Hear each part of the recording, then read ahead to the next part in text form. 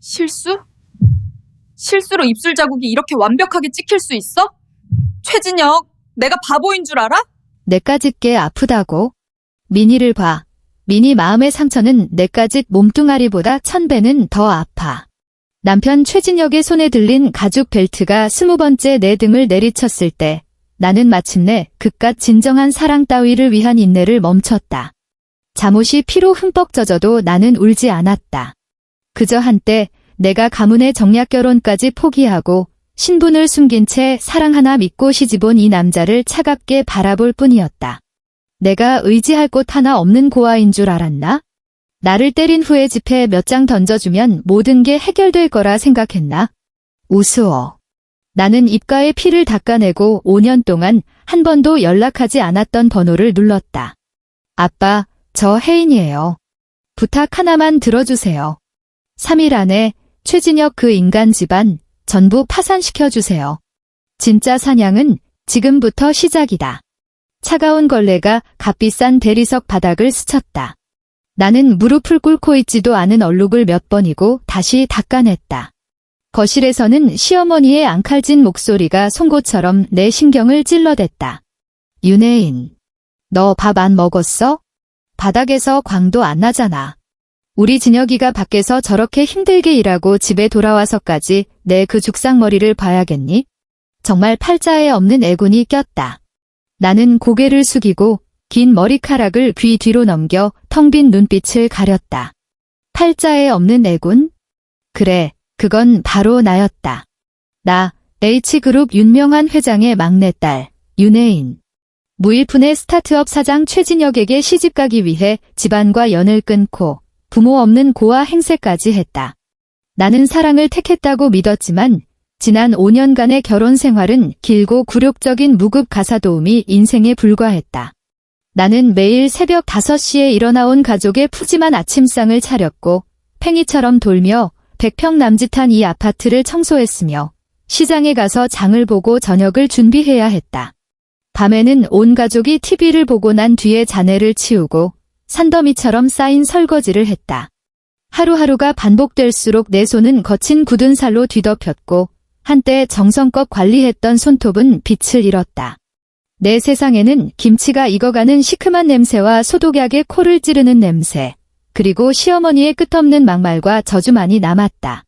시누이 최진아는 세상 물정 모르는 공주님이었다. 그녀는 제 옷장을 드나들 듯 내 방에 불쑥 들어와 내가 가진 몇 안 되는 명품 가방과 보석들을 가져갔다. 그것들은 내가 시집 오기 전에 산 윤혜인으로서의 마지막 유품들이었다. 내가 가장 아끼던 목걸이가 그녀의 목에 걸려있는 것을 발견하고 따지려 했을 때 돌아온 것은 최진혁의 짜증 섞인 호통뿐이었다. 목걸이 하나 가지고 뭘 그렇게 쪼잔하게 굴어? 진아가 마음에 든다는데 그냥 줘. 너 내 아내잖아. 우리 가족들 앞에서 속 좁게 굴지 마. 그래, 속 좁은 여자. 그의 세상에서 내 모든 것은 그의 가족의 것이었고 나 또한 마찬가지였다. 그는 몰랐다.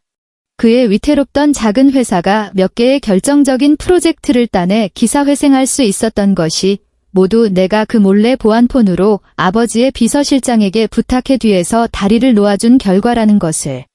그는 그것이 자신의 타고난 재능 덕분이며 그의 능력이 하늘을 감동시킨 것이라 믿었다.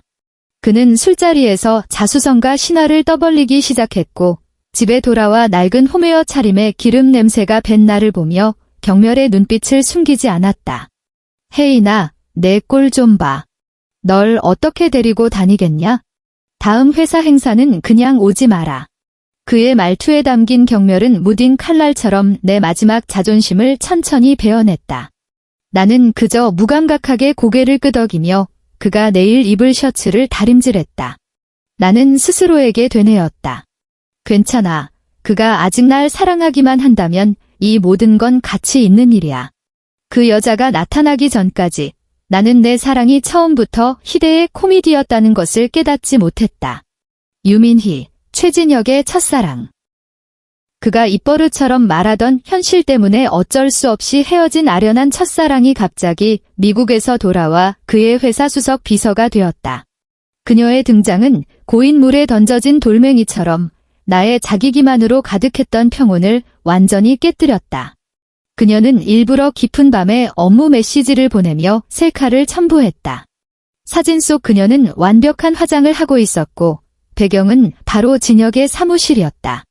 그녀는 실수로 쓰던 립스틱을 진혁의 차에 흘렸고 심지어는 그의 흰 셔츠 기대 선명한 붉은 입술 자국을 남기기까지 했다. 그날 밤 나는 빨래를 하다가 그 눈에 거슬리는 흔적을 발견했고 온몸에 피가 순간적으로 굳는 것 같았다. 나는 그 셔츠를 들고 바보처럼 거실에 서서 그가 돌아오기를 기다렸다. 그는 술기운을 풍기며 들어왔고 내 손에 들린 셔츠를 보더니 당황하기는커녕 미간을 찌푸렸다. 너 또 무슨 히스테리야? 미니가 회사 프로젝트 때문에 클라이언트랑 술 마시다가 실수로 묻은 것뿐이야. 제발 좀 그렇게 예민하게 굴지 마. 나는 그의 태연한 얼굴을 보며 심장이 갈기갈기 찢어지는 것 같았다. 차가운 바람이 그 틈으로 마구 들이쳤다. 실수로 입술 자국이 이렇게 완벽하게 찍힐 수 있어? 최진혁, 내가 바보인 줄 알아? 내 목소리가 떨렸다. 그때였다. 말다툼 소리를 들은 시어머니가 방에서 뛰쳐나와 내 손에서 셔츠를 낚아채 바닥에 내동댕이 쳤다. 어디서 소리를 빽빽 질러. 알도 못 낳는 시한탈 주제에 감히 남편 바깥일에 신경을 써? 우리 진혁이가 이 집을 위해서 밖에서 죽어라 고생하는데 스트레스 풀 사람 하나 만나는 게 뭐 어때서. 저기 미니 좀 봐. 명문대 나와서 얼굴도 예쁘고 진혁이 사업에도 도움을 주잖아. 근데 넌 집안일 말고 할 줄 아는 게 뭐야? 우리 최씨 집안에 진짜 폐물 하나 잘못 들였어. 시어머니의 한마디 한마디는 독을 바른 바늘처럼 내 심장을 파고들었다. 나는 믿을 수 없다는 듯 최진혁을 바라봤다. 그가 나를 위해 단 한마디라도, 정말 단 한마디라도 해주길 바랐다.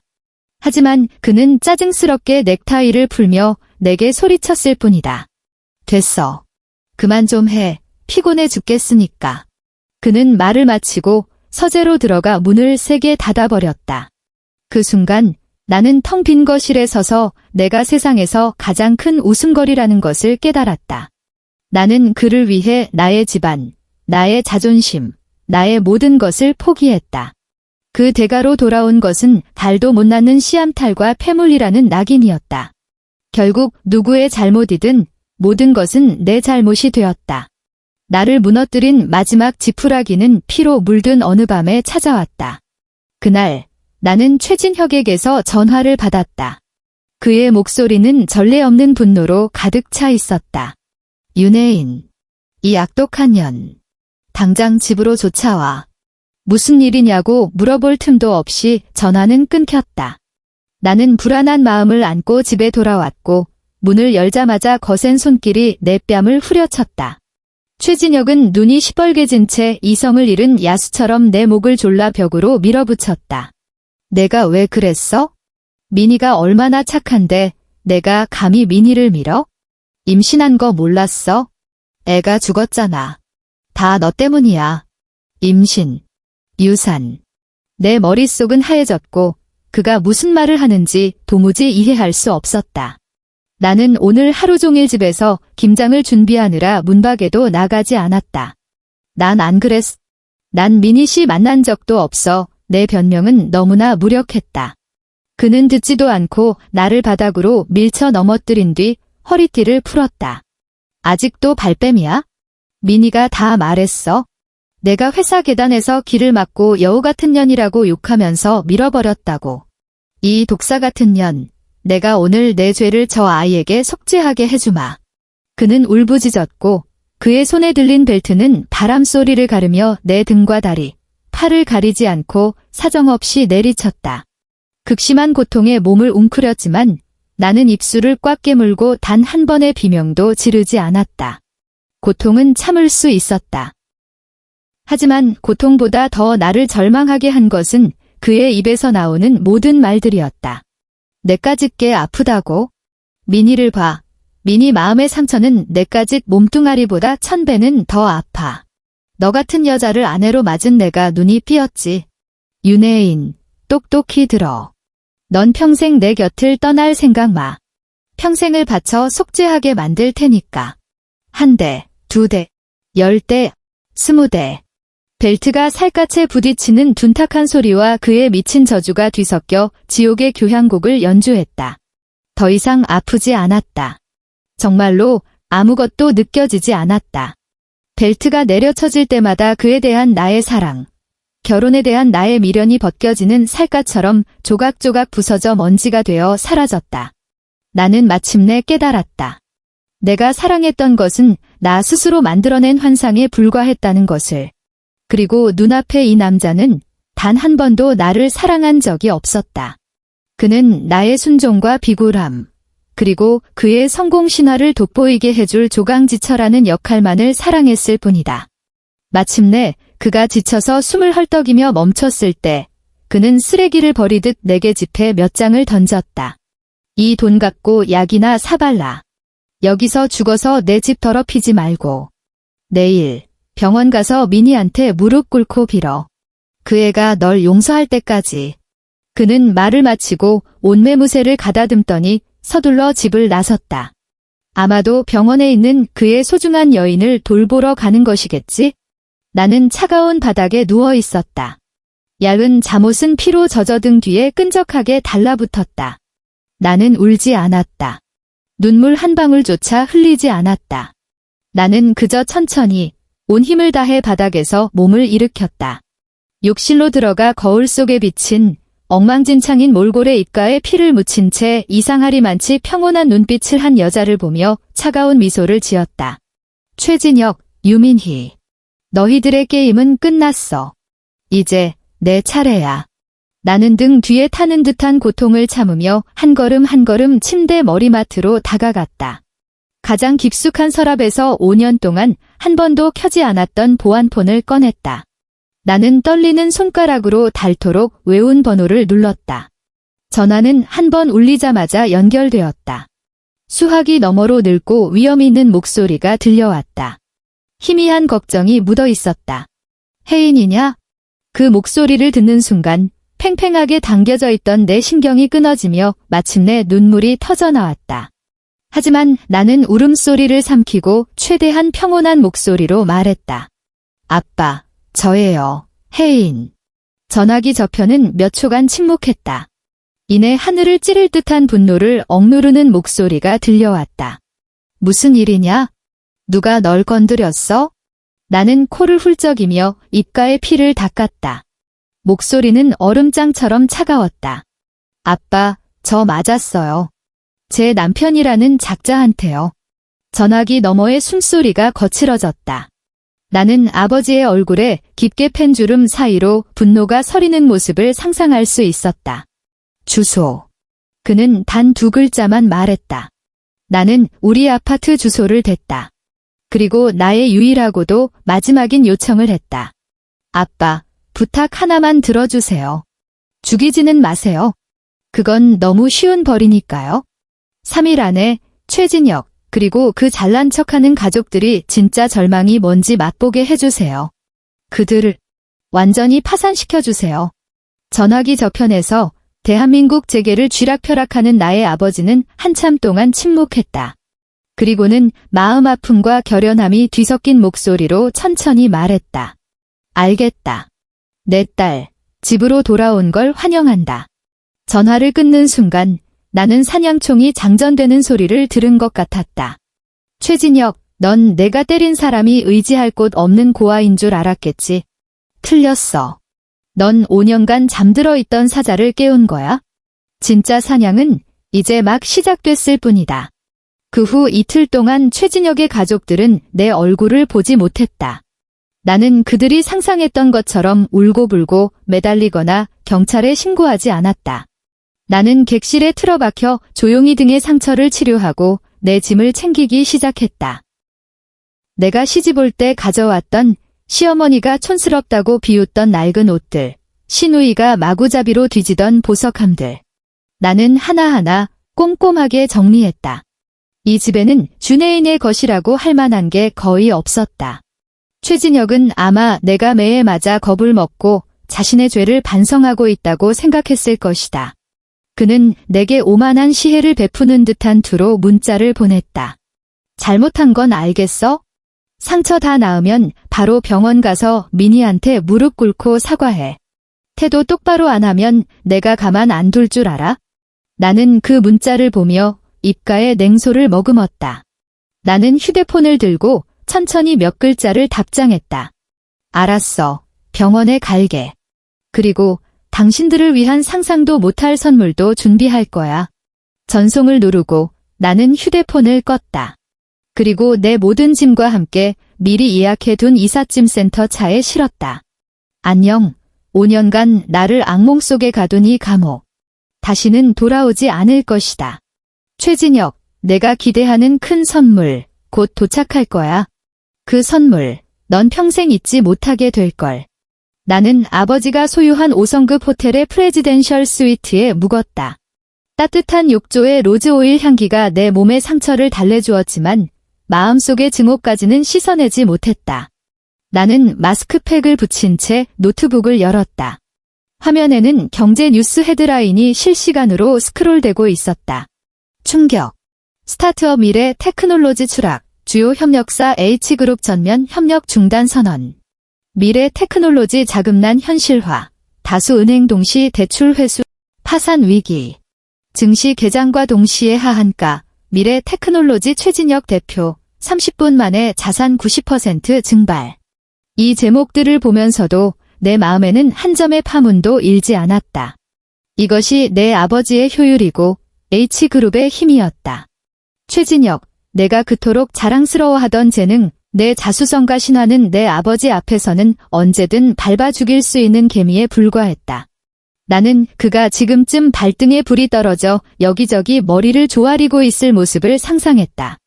그는 아마 여전히 소위 딘맥이라는 사람들에게 미친 듯이 전화를 돌리며 경쟁사가 배후에서 공작을 벌이고 있다고 생각할 것이다. 그는 자신이 발 아래 짓밟고 마음대로 모욕했던 폐물 아내가 이 모든 것의 총감독이라는 사실을 영원히 알지 못할 것이다. 그리고 이것이 단지 시작에 불과하다는 것도. 폭풍전의 고요는 이미 끝났다. 복수는 권력만으로 하는 것이 아니다. 상대가 영원히 제기할 수 없도록 만드는 정확한 증거가 필요하다. 내가 원하는 것은 그의 파산뿐만이 아니라 그의 사회적 죽음이었다. 나는 다른 번호로 전화를 걸었다. 아버지의 개인 법무팀 수석 변호사였다. 박 변호사님, 도와주실 일이 있습니다. 나는 침착하게 내 요구사항을 말했다. 첫째, 저희 집거실과 현관의 CCTV 영상을 확보해주세요. 제가 결혼한 날부터 오늘까지의 모든 기록이 필요합니다. 네, 최진혁은 도둑을 막겠다며 집에 카메라를 설치했지만 그 보안 시스템의 최고 권한이 제게 있다는 건 모르죠.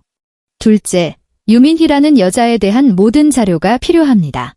미국에서 돌아와 최진혁 회사에서 비서로 일하고 있다고 합니다. 그녀의 미국에서의 실제 행적, 재무 상태, 그리고 최근 의료 기록을 알아봐 주세요. 유사는 조작된 것 같습니다. 셋째, 최고의 사립 탐정을 연결해 주세요. 최진혁의 지난 5년간의 모든 통화 기록, 자금 흐름, 그리고 그와 유민희가 함께한 모든 증거를 원합니다. 호텔 기록, 레스토랑 결제 내역 등을 포함해서요.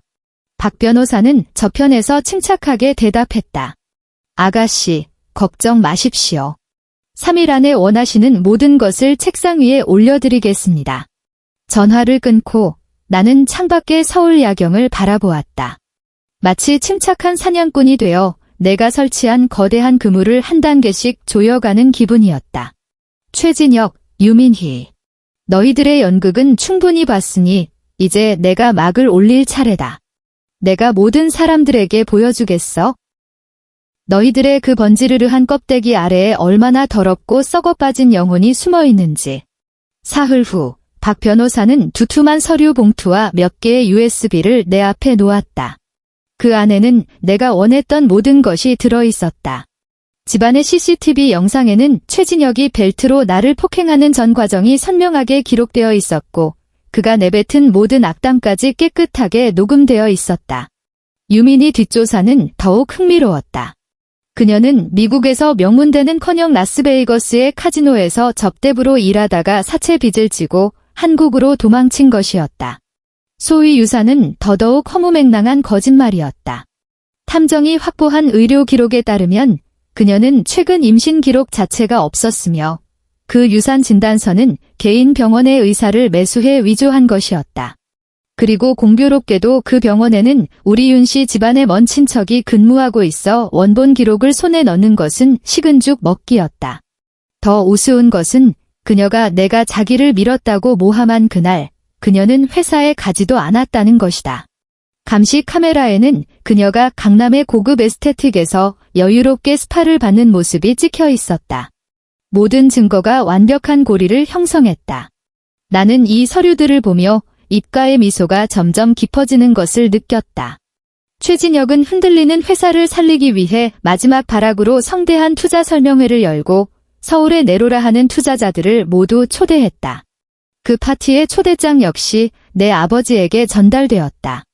나는 그 금박 초대장을 집어들고 박 변호사에게 말했다. 아버지께 전해주세요. 이 파티, 제가 직접 참석하겠다고요? 때가 되었다. 모든 사람들에게 진짜 윤혜인이 누구인지 보여줄 때가. 파티는 서울에서 가장 호화로운 6성급 호텔에서 열렸다. 최진혁은 가진 돈을 전부 쏟아부은 듯 연 회장은 절망적인 도박꾼의 마지막 축제처럼 휘황찬란하게 꾸며져 있었다.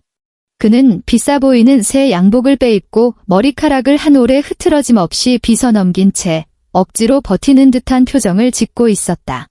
그의 곁에는 화려하게 치장한 유민희가 서 있었다.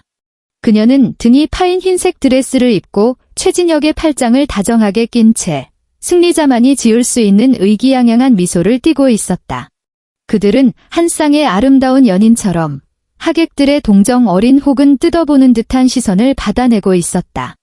최진혁은 샴페인 잔을 들고 사람들을 향해 목소리를 높였다.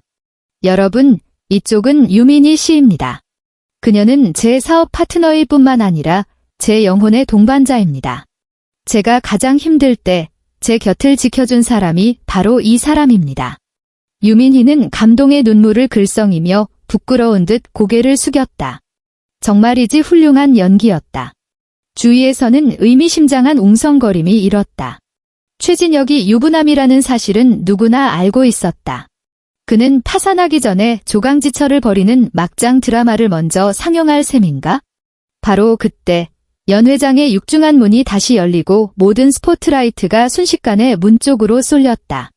나, 윤혜인이 아버지 윤명환 회장의 팔짱을 끼고 천천히 걸어 들어왔다.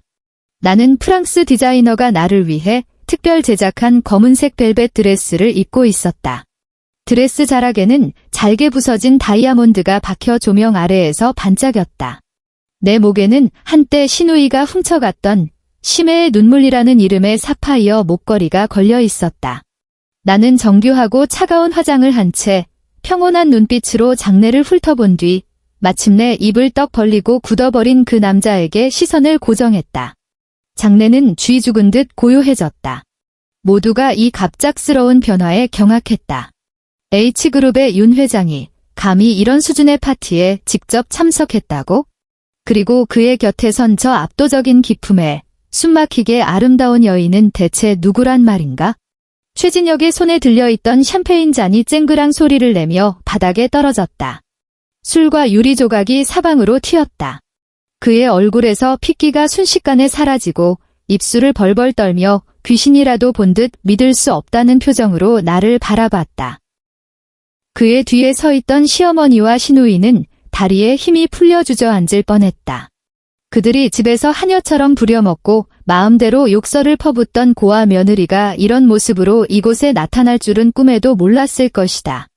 나는 아버지의 팔을 놓고 우아한 걸음으로 한 걸음씩 최진혁을 향해 걸어갔다. 하이힐이 대리석 바닥에 부딪히며 내는 또각거리는 소리가 마치 그의 심장을 밟는 소리처럼 울려 퍼졌다. 나는 그의 앞에 섰다.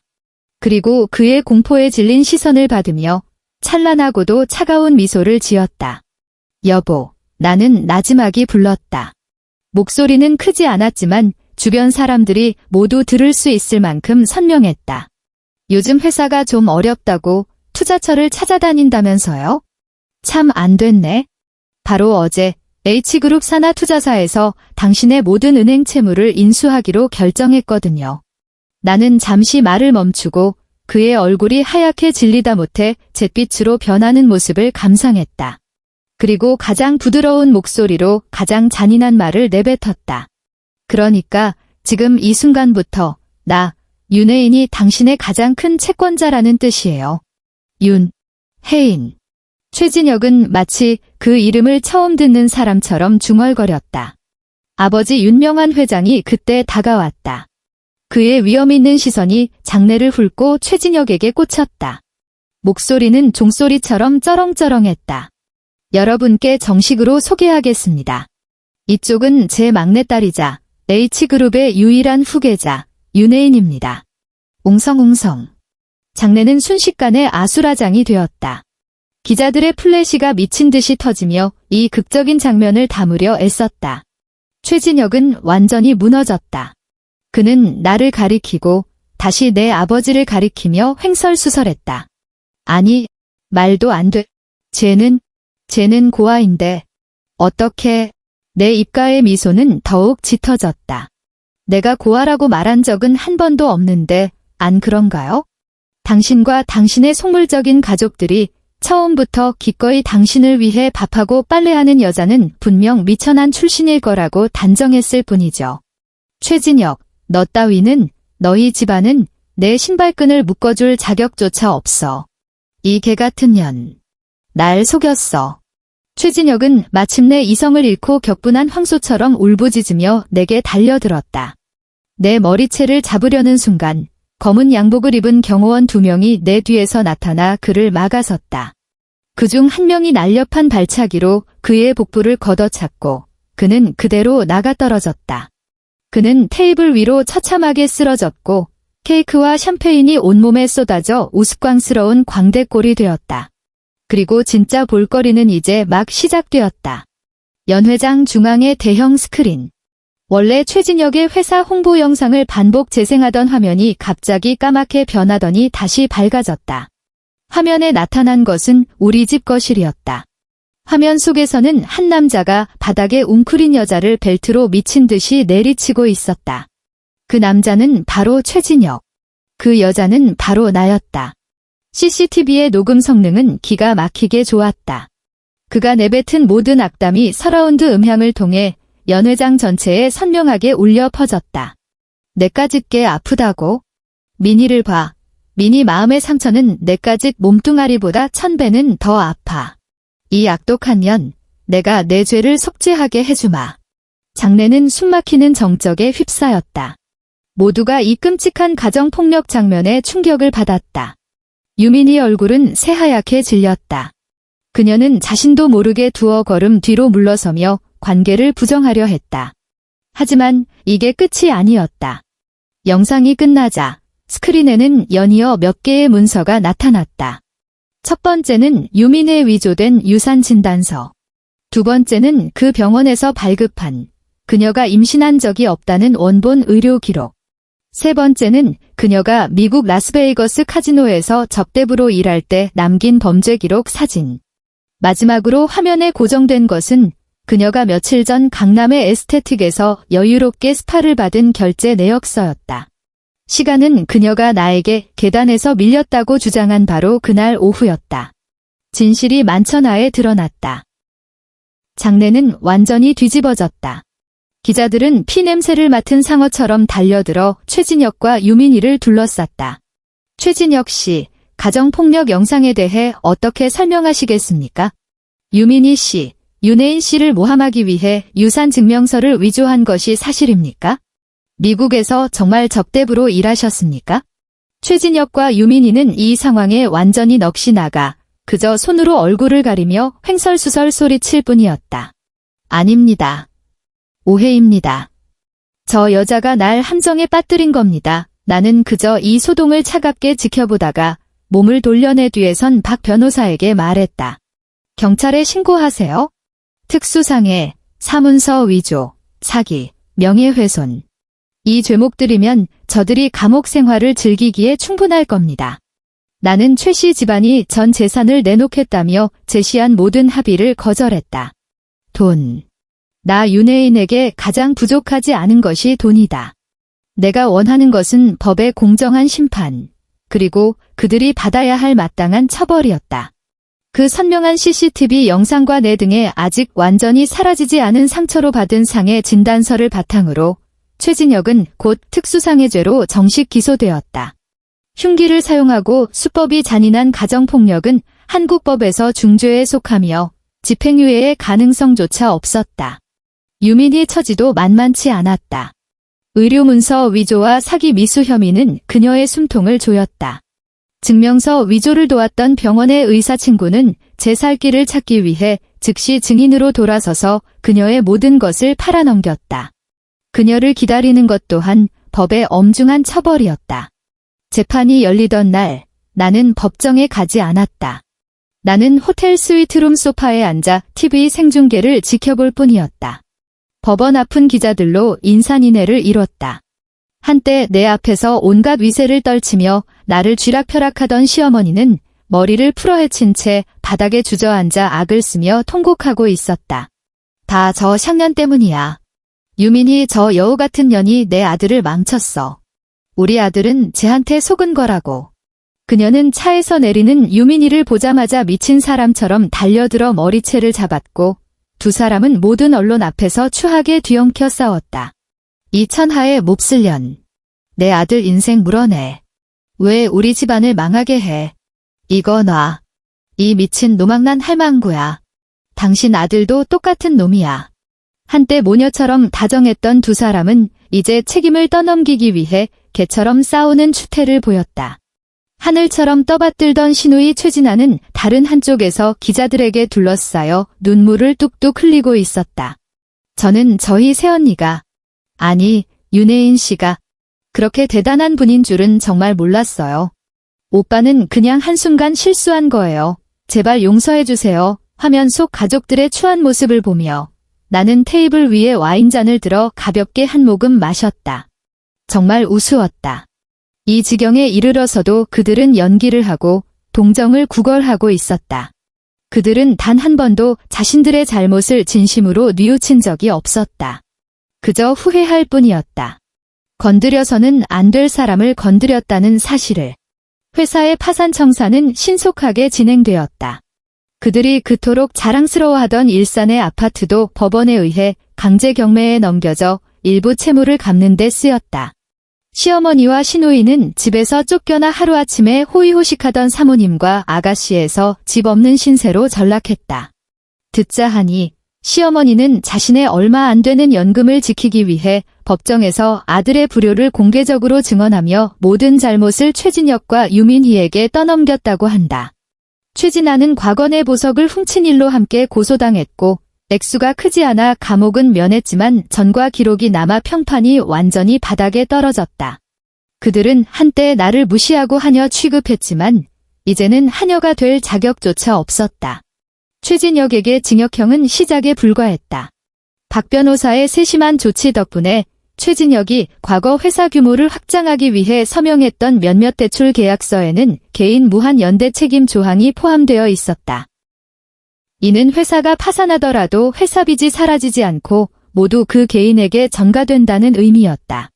나는 아버지의 회사가 이 모든 채권을 인수하게 했다. 그래서 최진혁은 몇 년의 징역살이뿐만 아니라 출소 후에도 평생 갚지 못할 수백억 원의 막대한 빚을 짊어지게 되었다.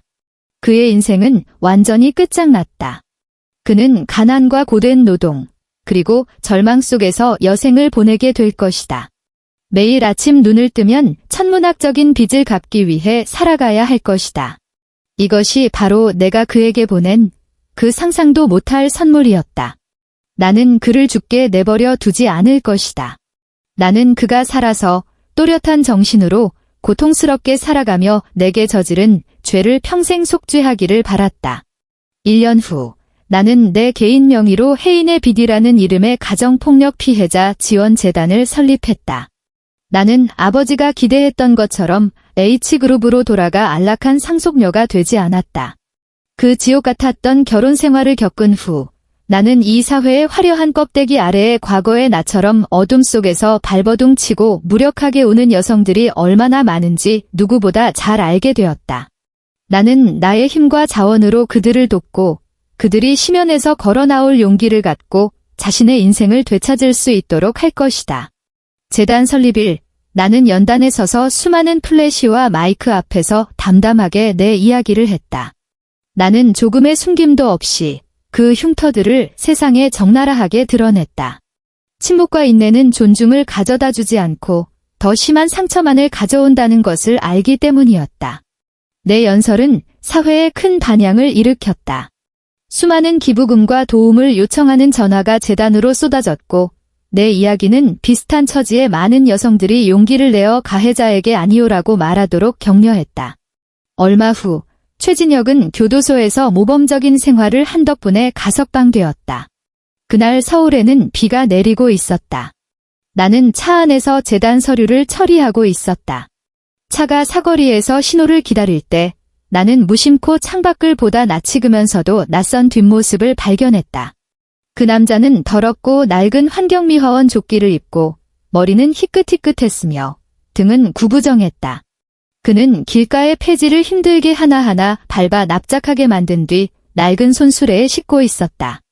빗물이 그의 머리를 적셔 그를 더욱 초라하게 만들었다. 그는 내 시선을 느꼈는지 천천히 고개를 들었다. 차 안에 나를 발견했을 때 그는 온몸이 굳어버렸다. 최진혁이었다.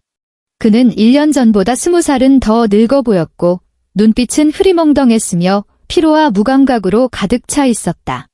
그는 입을 벌려 내 이름을 부르려는 듯 했지만 결국 아무 소리도 내지 못하고 그저 멍하니 나를 바라볼 뿐이었다. 그의 눈빛에는 후회와 공포, 그리고 아주 희미한 애원이 섞여 있었다. 운전기사가 백미러로 이 광경을 보고 나직이 물었다.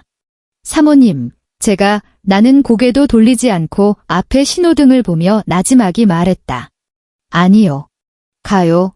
신호 바뀌었어요. 운전기사는 더 이상 묻지 않고 차를 부드럽게 출발시켰다. 그 초라한 뒷모습은 멀리 뒤로 사라졌다. 나는 다시는 그를 돌아보지 않았다. 그에 대해 내 마음속에는 사랑은 물론 증오조차 거의 남아있지 않았다. 그는 내게 완벽한 타인이자 내 인생에서 반드시 제거해야 했던 바이러스일 뿐이었다. 그의 현재도 그의 미래도 이제 나와는 아무 상관이 없었다. 나는 서울 도심의 펜트하우스로 돌아왔다. 거대한 통유리창 밖으로는 한강의 찬란한 야경이 펼쳐져 있었고 수많은 집의 불빛이 은하수처럼 반짝였다. 나는 와인 한 잔을 따라 창가로 다가가 조용히 이 도시를 내려다보았다. 등의 흉터는 이미 희미해졌지만 벨트로 맞았던 그 밤들, 언어폭력에 시달렸던 그날들을 나는 영원히 잊지 않을 것이다. 그것들은 나의 치부가 아니라 나의 훈장이다. 그것들은 내가 과거에 얼마나 어리석었는지를 상기시켜주는 동시에 지금 내가 얼마나 강해졌는지를 증명한다. 나는 더 이상 헛된 사랑을 위해 자신을 희생하던 윤혜인이 아니며 아버지의 권력에 의지해 복수하던 재벌가의 딸도 아니다. 나는 나 자신의 여왕이다. 나는 내 손으로 나의 감옥을 부수고 내 손으로 나의 과거를 묻었으며 내 손으로 이 순간의 자유와 존엄을 쟁취했다.